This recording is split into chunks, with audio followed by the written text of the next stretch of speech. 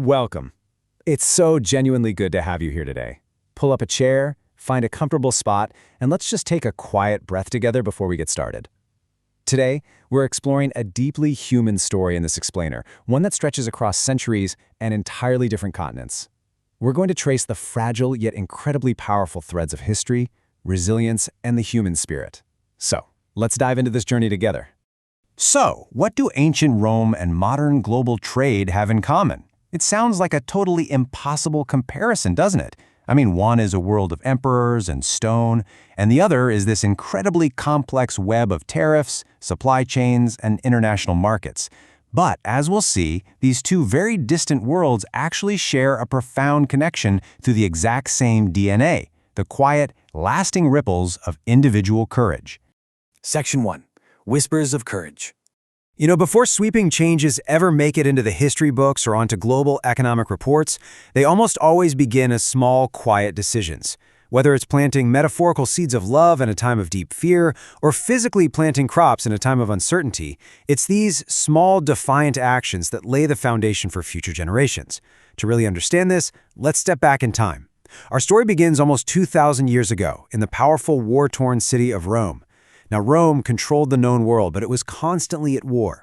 Emperor Claudius II was a very strict ruler, and he believed that to protect his massive empire, his soldiers had to be completely free of distractions. He basically thought a man in love would think about his wife and not the battlefield. So, he made an unthinkable decision. He completely outlawed marriage for young men. He literally banned love, just to ensure absolute loyalty from his army. Section 2. The Priest Who Defied Rome. In the dark shadow of this oppressive system, we find the quiet rebellion of one man, Valentine. He was a kind, gentle Christian priest who absolutely refused to let a vast empire dictate the boundaries of the human heart. When he saw the heartbreak of these young couples who were forbidden to marry, his empathy completely outweighed his fear of the emperor.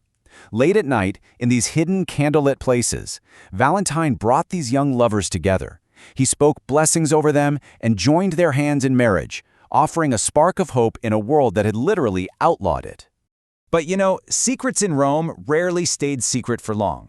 Valentine was discovered, arrested by the emperor, and thrown into a dark, freezing prison cell. Yet even in that terrible darkness, he refused to surrender to fear. His compassion didn't just stop because he was in captivity. He actually befriended his jailer's blind daughter, Julia. He spent his final days telling her stories and praying with her. And according to the legend, his profound kindness brought a miraculous light to her dark world, restoring her sight. Section 3. The Echoes of a Letter. Knowing his time was coming to an end, Valentine didn't spend his final hours in anger or bitterness. Instead, on the night of February 13th, 270 AD, he wrote a farewell letter to Julia to encourage her to keep her faith strong, and he signed it with just 4 simple words: "From your Valentine." He was executed the very next day, dying because he believed in something so much bigger than himself. He chose love over fear, and those simple 4 words would beautifully, miraculously echo through the rest of human history. Just look at how the ripples of his sacrifice traveled. We go from his quiet execution in 270 AD all the way to the Middle Ages, where his memory naturally merged with the start of spring and new life, when birds would choose their mates. By the 1500s, people were actually exchanging handwritten notes, and by the 1800s, American factories were mass-producing cards, blossoming into this globally celebrated tradition of connection. One man's courage, centuries ago, became a worldwide celebration of human affection. It's really beautiful when you think about it. Section 4. Shifting Global Tides. Just as Valentine's quiet courage created ripples that completely reshaped culture, courage continues to reshape our world today. We're going to smoothly transition now from ancient history to the modern world, shifting our focus to a very different kind of system and a new kind of bravery unfolding thousands of miles away. While the world's largest economies, like the United States and China, wrestle over tariffs and complex global supply chains, a quiet transformation is happening right now in Burkina Faso. Traditionally, the nation relied heavily on exporting raw materials like gold and cotton, which left them incredibly vulnerable to unpredictable global markets. But there's a new frontier taking root. Amidst all this global trade uncertainty, Burkina Faso is making a strategic, resilient pivot toward agriculture and domestic food security. They are making the brave choice to rely on their own soil. Section 5.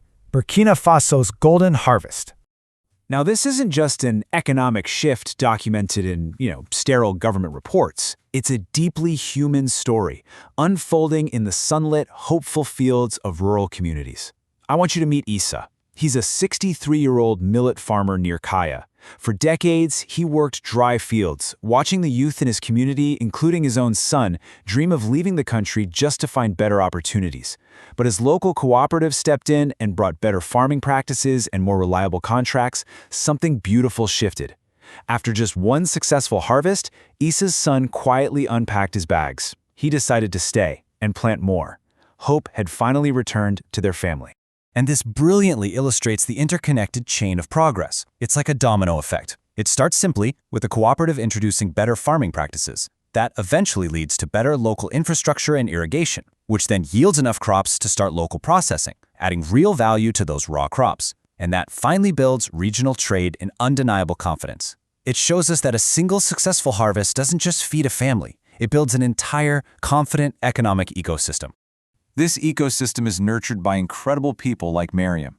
She's an agricultural engineer who easily could have built a highly lucrative career in Europe or a large city, but instead, she returned to her rural home. She introduced sustainable, local irrigation systems and empowered her community. Because of her work, local teenagers are suddenly looking out at their dry fields and realizing they don't have to leave their home to find a future. That is the very definition of true transformation. This massive shift in mindset is captured so perfectly by Awa, a woman in Bobo Dioulasso who transformed her seasonal mango business into a thriving dried fruit cooperative. She said, "We stopped selling only what we harvested, we started selling what we created." That single sentence truly captures the absolute heart of Burkina Faso's journey. It's all about the dignity of value creation, turning basic raw farming into manufacturing, logistics, and real opportunity. Section 6. The Ripples We Leave Behind. As we weave these two seemingly different narratives together, a really profound truth emerges. Whether it's a gentle priest in ancient Rome or a dedicated farmer in modern Africa, lasting change is built through small, brave decisions made consistently over time. In Burkina Faso, hope is truly becoming the greatest national resource. It encourages local investment and innovation. It keeps families just like Isa's together. It creates a proud made in Burkina Faso identity, transforming raw harvests into something so much more. And it ultimately proves that food, resilience, and community are infinitely more valuable than raw gold extracted from the earth. Hope is the seed they are planting for tomorrow. Which brings us to our final thought. Valentine planted a seed of love that grew into a massive global celebration. The farmers of Burkina Faso are planting seeds of resilience that are quietly but powerfully redefining an entire nation's future. The ripples of our choices outlive us. So, as you go about your day today, I want to leave you with this gentle challenge. What are the seeds you are planting in your own life for future generations?